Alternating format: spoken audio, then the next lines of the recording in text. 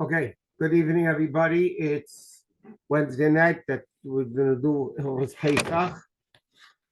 So, tonight we're going to talk general things about Pesach, and also because every year we do the same thing about getting the house ready for Pesach. So we're going to do it briefly and just the fundamental things that people need to know. So first of all, Pesach, when it comes to Pesach, Pesach is halachically stricter than treif and kosher. Number one, treif and kosher is halachically nullified 1 in 60.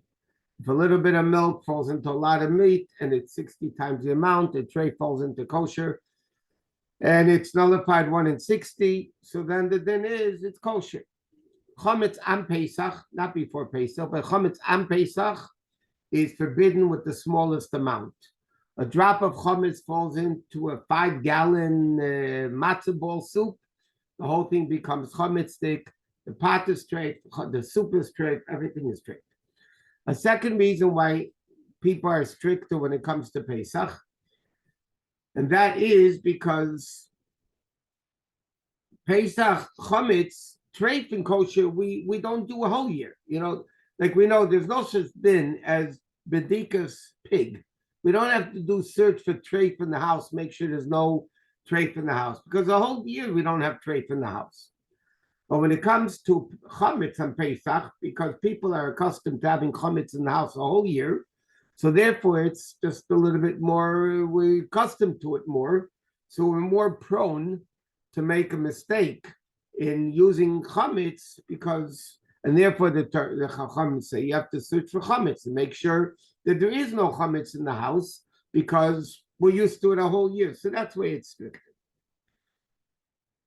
And therefore, even when it comes to koshering utensils, when it comes to koshering utensils for Pesach, halachically we're stricter than koshering utensils a whole year.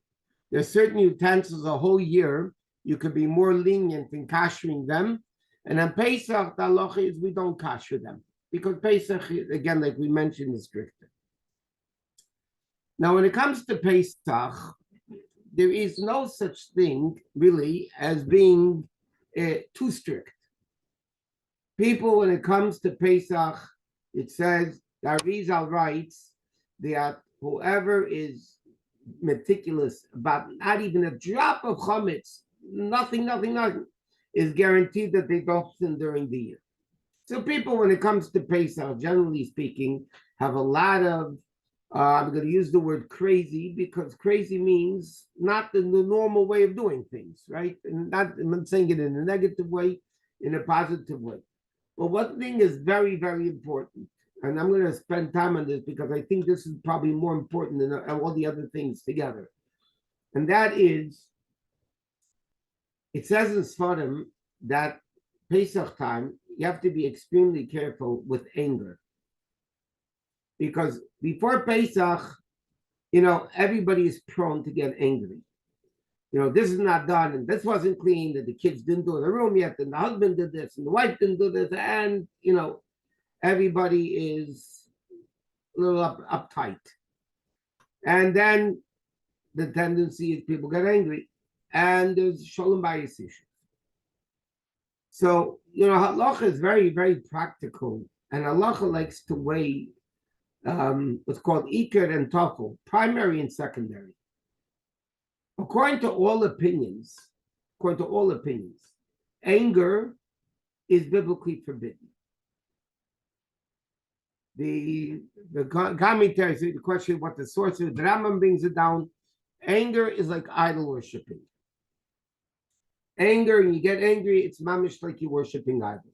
Because you're getting angry because you're denying the fact that this should have happened to me, and God is making it happen and it shouldn't be happening, and therefore you're basically denying that Hashem runs the world, and this happened to you, then you should be, you should accept it as it is. So therefore, anger is extremely, very bad, according to all opinions. Lack of shalom bayis is very, very bad.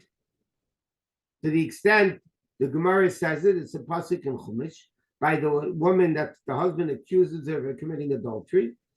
The Gemara, the Hashem says, I want you to erase my name, because they write God's name on a piece of paper with erasable ink, and they erase it in the water, and that's the water that the Satan drinks.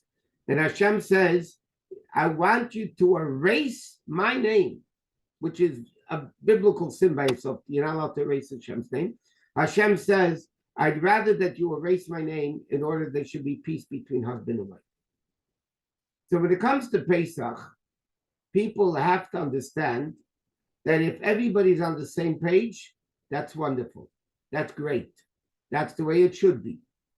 If they're not on the same page, then you got problems. So if somebody wants to be machmir, very strict, which is not something halacha, I'm not talking about halacha now.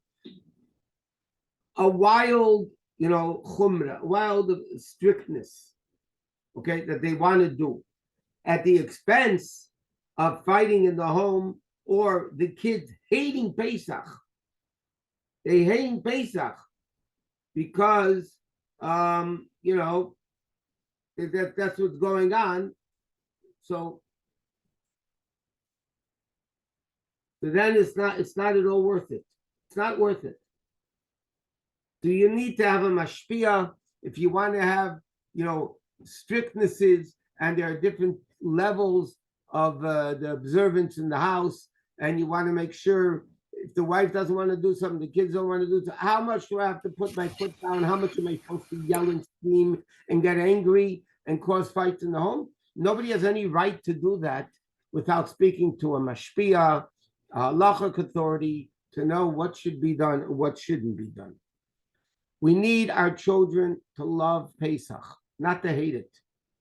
And it's up to the parents to make that level of enjoyment of Pesach. Yes, everybody has jobs to do. Everybody has to work. Everybody has to do things. But, you can make it exciting and you can make it boring. And you can make it that they love it, or they can make it that you can hate it. I mentioned this many times. You speak, there aren't too many of them left alive. But I've spoken to many of Holocaust survivors, men, women, who are not religious. They're not Shemesh Shabbos. They would go to shul, but they weren't from. Okay? And when you speak to them about the shtetl, there's 2 times of the year when you talk to them about it, they become alive. And you could see the warmth and the love of Yiddishkeit that they had. And that was Elul before Rosh Hashanah. Ask a Holocaust survivor and say, hey, tell me about Elul and the shtetl before Rosh Hashanah. They would become alive and they would tell you everything that went on, the preparations for Rosh Hashanah, the seriousness and what was going on. Everybody ran to slichas and they became alive. Talk to them about Pesach. Don't forget, they didn't have the luxuries of buying stuff in the markets that they're kosher Pesach. They used to make everything from scratch, and they didn't. They used to work hard to get a house ready for Pesach. They didn't have vacuum cleaners, and they didn't have tiled floors and things that are making it easier. And yet, when you talk to them about Pesach, they become alive. The way they remember, the way the family got the cleaning and scrubbing, but they loved it. You see that they love it. And we have to do the same thing. We have to make Pesach enjoyable for our kids. We have to make Pesach enjoyable for ourselves. And it doesn't have to be a burden. As the Rebbe told people, we mentioned this many times, dirt is not chametz. Dirt is not chametz. And our kids don't have to be a paschal lamb that we want to sacrifice them because we're in a rotten mood, because we're busy before Pesach. I give you an example. Somebody called me today, and he said to me, a young couple, he calls me today, he says, how crazy do I have to go with Pesach cleaning in the house? Like in the bedrooms, in the drawers. I have to go through all the drawers and go crazy with it. So he said to him, listen, according to halacha, if it's a place you don't bring chametz into, you don't have to do b'dikas chametz there. Unless if you bring food and you put it into your drawers, well, you have kids that do that. So otherwise, you don't have to go crazy. It's not spring cleaning that you need to clean out every bedroom drawer that you never bring chametz into and get ready for Pesach. But then he's telling me about his car. He said, oh my God, what my car looks like. The kids and they eat in the car, and he was telling me, I said, my friend, let me tell you something. The bedroom drawers, you don't have to do it all. But the car, that there's chametz, and he told me not only that, he detailed the car last year. I wouldn't, I don't even know which company it is. I don't know from what city he called me, but I would not suggest that the detailing company. He told me after Pesach, he found crumbs and cookies. This is after they detailed the car. I said, but detailing a car that you're using and there's mamish chametz, that you have to spend time on. So instead of spending time on things that you don't need to do, you better spend the time and money on things that you do need to do. So again, if places that you don't bring chametz into, you don't have to do anything. You want to do spring cleaning? Fine. Do it in the middle of the winter. And so you'll say it's spring now because it's spring cleaning. But things that you need to do for Pesach, like people who do carpool and the kids are eating in the car and they somehow manage to get crumbs in every place that's inconceivable. It's even too small for crumbs. They seem to get crumbs in there. That you have to work on and make sure it's kosher Pesach. So there's an issue that we need to keep in mind. Okay, so that is Tam as an introduction to the whole concept of Pesach. Now, this year is a different year, and that Mitzvah we'll talk about by the third class, which is also will be finished a week before Pesach, to tell you exactly what needs to be done, because this year Erev Pesach falls out on Shabbos. So now I just want to discuss getting the house ready for Pesach in a normal way. So number one, you have to just remember, not necessarily going in order, but after you do your last vacuuming before Pesach of the chametz, you need to clean out the vacuum cleaner. If it's a vacuum cleaner bag, you have to empty out the bag and make sure the machine is clean. If it's a bagless vacuum cleaner, there's real chametz in there that you vacuumed up during the year. And then there might even be altogether a kazayas, an ounce of chametz, which biblically here you would be transgressing not owning chametz on Pesach. So you'd have to actually clean out the vacuum cleaner bag. Now, if you don't plan to use your vacuum cleaner during Pesach, you're not planning to vacuum for the 8 days of Pesach, it's no problem. You can put it in the room with all your chametz, you sell it with the chametz, and you don't have to do anything because you're not using it during Pesach. If you want to use it during Pesach, then you have to clean it out thoroughly and make sure there's no chametz left in it. Women's purses, any purse that you're going to wanting to be used during Pesach, you have to check because people put candies, gums, crackers, or whatever else they put into their purses. The same thing with the cars. Cars, you have to do particular chametz, like we mentioned. So those things you just have to keep in mind to remember. Now, many women, when they make challah, if they make challah, they wear their rings while they're making challah. Many women, when they're cooking, they're still wearing their rings. So then what's very possible is that chametz squirted onto the ring during the year. When you're cooking, things inevitably spill, and it might be hot. So therefore, I'm not telling you should kasher the rings because sometimes you're going to ruin it by kashering it. But what you should do, though, is when you're actually preparing food, you should not wear your rings on Pesach. You should clean them out well before Pesach. Just clean them. But while you're preparing food during Pesach, it's a good idea. It's not a crazy chumrah, by the way. Halachically, it's a good idea that you don't wear them. Some people say don't even wear them while you're eating because sometimes you're eating hot food and there might be chametz under, absorbed in the ring. But at least when you're preparing hot food, you should not be wearing your rings. Things that come in contact with chametz with cold, halachically, you can use them on Pesach. You just have to clean them off well. Which means like this. Your refrigerator, you need to clean before, again, what you're using for Pesach. You need to clean the refrigerator properly before Pesach.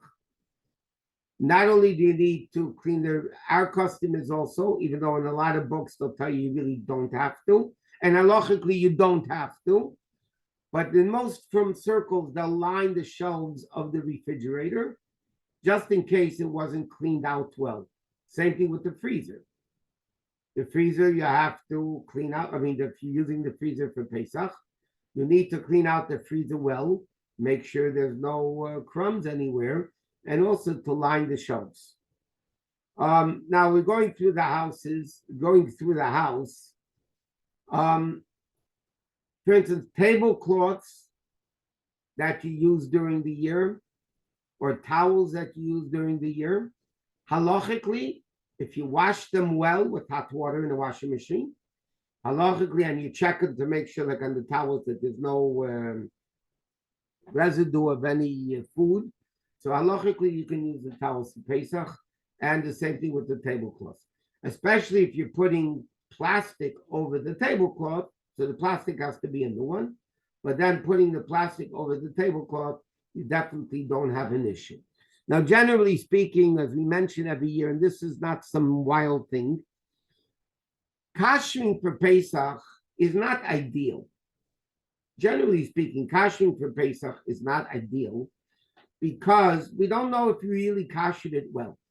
And don't forget, we mentioned that any drop of chametz invalidates a lot of things. So people that are home for Pesach and people that are planning to be home for Pesach, every year they should invest in different appliances that they're not that expensive. I'll give you an example. A microwave for Pesach should not be kosher. Yes, they'll tell you in the books, if you don't use it for 24 hours and you clean it out well, and you take a cup of water and you steam out the whole microwave, it's good, but not everybody likes that. And for Pesach, you really shouldn't, because that only helps for steam. If anything squirted from the food onto the walls of the microwave, which it does, so then the steam is not going to kosher it. So a person should invest 1 year in a new microwave, so maybe $200, and put it away for Pesach. You have it every year for Pesach. You take it out, you put it in, you use it and finish. Like something like dishwashers. Basically, people say you cannot kosher dishwashers for Pesach because it's impossible to clean out the bottom of the dishwasher. You ever look where the machinery is, and you take a flashlight and you look there carefully, you'll see there's a lot of dirt, which is really chametz. So you really can't clean it out well to be able to kosher it. And then also, if you have a plastic dishwasher, plastic we don't kosher for Pesach. We kosher it maybe for the rest of the year, but we don't kosher it for Pesach. Now, okay, let's go through. Now, there's certain certain materials that are kosherable. Certain materials are not kosherable. Metal is kosherable. Plastic, again, we don't kosher for Pesach. Anything which is ceramic, we don't kosher for Pesach. It's earthenware. You can't kosher earthenware. Anything that's not 100% cleanable, we don't kosher for Pesach. You can't kosher it. So certain things, the materials, basically wood could be kosher for Pesach. But if there's a cutting board that's wood, because there's so many grooves, it's impossible to clean out all those grooves that are made by the knife. So then you'd have to really sand it down until there's no more grooves, and it doesn't pay. You might as well buy a new cutting board for Pesach. It's worth the effort. Countertops, for instance, if they're marble or granite or quartzite, not quartz, quartzite is kosherable for Pesach. Quartz is very questionable. Many opinions say you cannot kosher regular quartz for Pesach. Anything which is ceramic cannot be kosher for Pesach. Anything that's porous. And here there's a very interesting discussion about glassware. Glassware is two opposite opinions in halacha. Two mamish extreme opinions in halacha. The Sephardim hold that glass never absorbs. What's the problem when something becomes tray? The heat makes the tray become absorbed within the walls of the vessel, or the chametz absorbed within the walls of the vessel. According to the Sephardic opinions, we're talking about Shulchan Aruch itself, the Bais Yosef, the glass cannot absorb. And therefore, according to Sephardim, halachically, they can use the same glass for meat and milk. They can use the same glasses for chametz and Pesach, even though many people today don't, even in the Sephardic community. The Ramah and the Ashkenazim hold that not only it absorbs, but you can't even kosher it. It's like earthenware. So one opinion says you can use it, you don't even have to kosher it. And the second opinion says you can't even kosher it. So by Pesach is where this primary argument is. Whether it applies to the rest of the year or not is different customs and different opinions. But the Sephardim will, many of them, today a lot of Sephardim will not kosher glass of Pesach, but a lot of Sephardim will just use glass of Pesach that they do a whole year. And Ashkenazim are not allowed to use glass of Pesach. That was chametzik. Now, obviously, anything that's new is you're allowed to use it. There's not a problem with anything new. Now, what happens if you have a counter?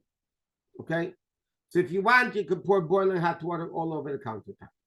If it's granite, marble, a quartzite, or metal, then you can pour boiling hot water all over it.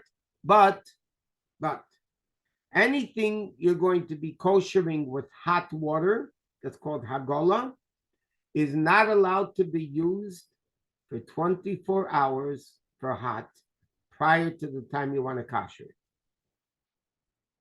That means if you want to kosher something Monday morning, you have to stop using it for any heat Sunday morning, 24 hours before Monday. Because you have to wait 24 hours before you kosher something with hot water. If you're blowtorching it or you're self-cleaning it, then you don't have to wait 24 hours. But if you're koshering with what's called hagola, in English called the purging process, you need to kosher it and not use it for 24 hours prior. Again, I want to emphasize there's certain shuls. I know in LA and La Brea there's a place, and I believe Brother Jacob does it. There might be more places, I don't know, that have a koshering day.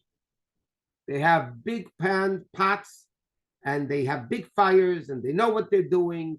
And if you have cutlery that you need to kosher for Pesach, or you want to kosher a kiddush cup for Pesach, or whatever it is, I would strongly suggest instead of doing it yourself, bring it to these places, they'll kosher it for you, and you'll have it properly koshered for Pesach. Okay, so now the countertops, if they're kosherable, you just pour boiling hot water over it. If you don't want to do that, you have to cover it with anything that will not rip when you put something down on it. Okay, so you can kosher it with vinyl, you can cover it with vinyl, you can cover it with thick plastic, but you can't kosher it with aluminum foil because the second you put down one pot on it, it drips and you don't have a cover. So you can cover it, and then, or if you want, just put down a bunch of towels and just make sure nothing hot will touch the countertop. It doesn't look too great, and somebody might move away the towel, but you have to cover them. Then you don't have to even kosher it at all. Now, let's talk about the sinks, okay? Now, many sinks today are complicated. They're not the simple sinks they used to be, metal faucets, metal sinks, and it was pretty easy to kosher. A lot of today's faucets look like metal, but they're really plastic. They're not actually metal. You have to be able to tell if it's metal or not. Because if it's metal, then what you do is you make sure it's not used with hot for 24 hours prior to the time you want to kasher it. Then, and the only way to do that, by the way, really the only way you could do that is going to work is you close the hot water underneath the sink. Because there's creatures called men, there are creatures called kids, and sometimes there's creatures called housekeepers. You just tell everybody, don't use the hot water in the sink. That will help you for about 2 minutes, and then they forgot about it already. So what you have to do to make sure nobody is going to be using hot water in the sink, you have to, number one, close the hot water underneath the sink, that even when you turn on the hot water, nothing happens. And also, I strongly suggest you just put a covering over the sink, that nobody should pour down a hot cup of coffee or a hot soup that they didn't want to eat. Okay? And then if it's metal, plain metal, and the faucets are all metal, after you didn't use it for 24 hours, you take either a chametz pot that wasn't used for 24 hours. You fill it up to the top with water. You bubble it until it flows over. You empty out the water, and now that pot could be used to kosher. Or you could take a Pesach, take a pot, and then you just bubble it up afterwards. But then you take this pot and you pour boiling hot water all over the areas. Make sure every place is touched. Now, those places, I'll give you an example. By the base of the sink, there's that rim, and that rim you cannot kasher because it's glue underneath it and there's stuff underneath it. Halachically, you wouldn't be able to kasher it. So therefore, nowadays, they have inserts, plastic inserts that fit into your sink that even have holes in it. You don't have to, dig your own holes in it. What's it called?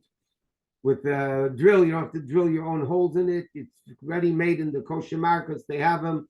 You buy an sink insert that has things, and then your sink is covered.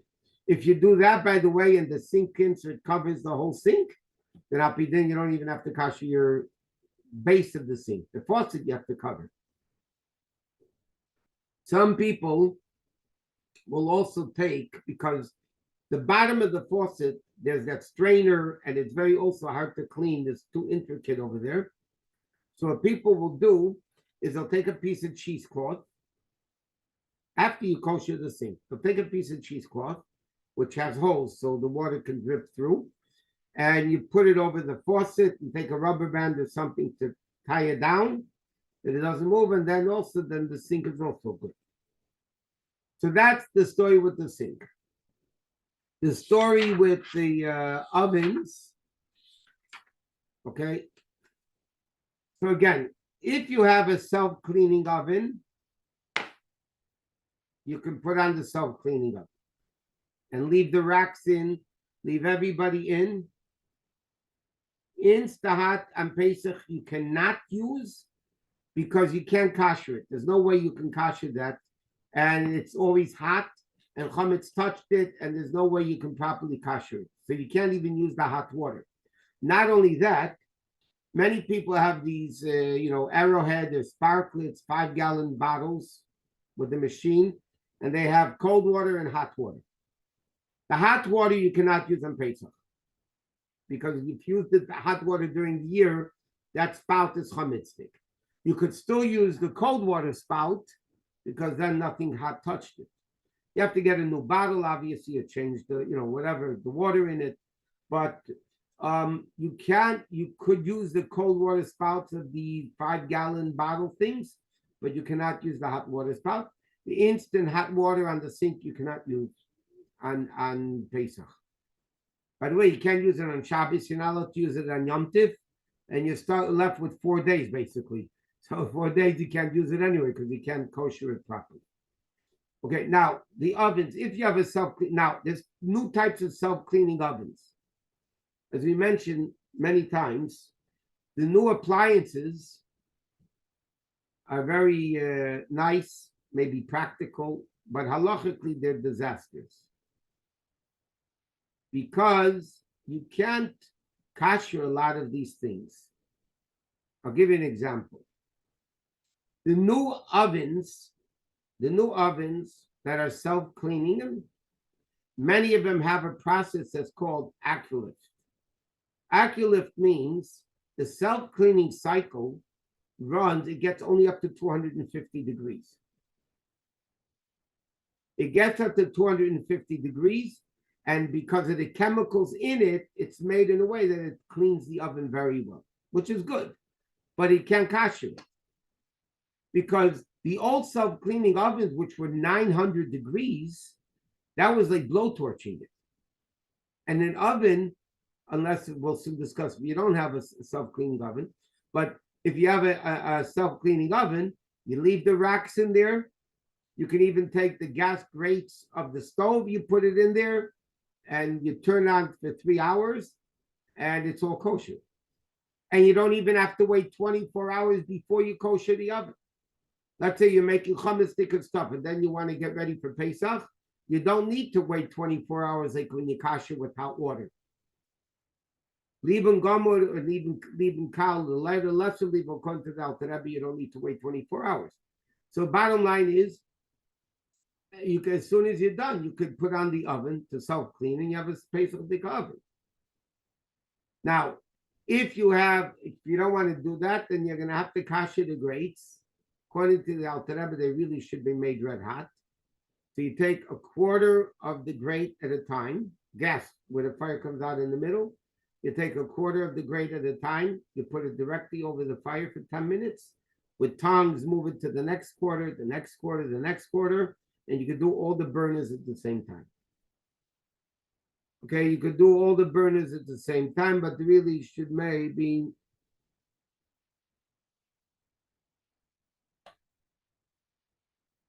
I didn't finish yet about the okay. So that's what you do with the grates. The fire, the burner, you burn it out 15, 20 minutes and get everything out. The rest of the stove top,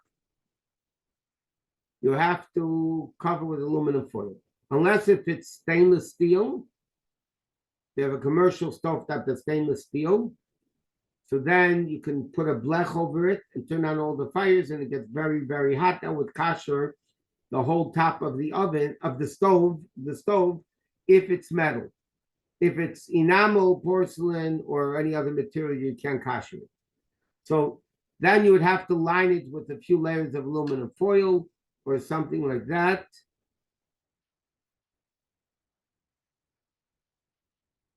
I did say about the sinks that the part where the water comes out, clean it and then cover it with cheesecloth is enough. Yes, it's enough.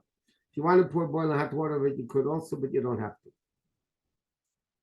Okay, now, the ovens, again, if it's self-cleaning, it's a macha, you just self-clean it. If it's not self-cleaning,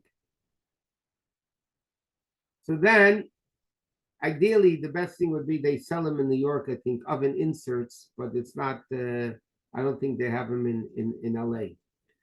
But if you don't have a self-cleaning oven and you have a gas oven, what you need to do is you need to clean out the oven spotlessly. And it's not so easy, by the way.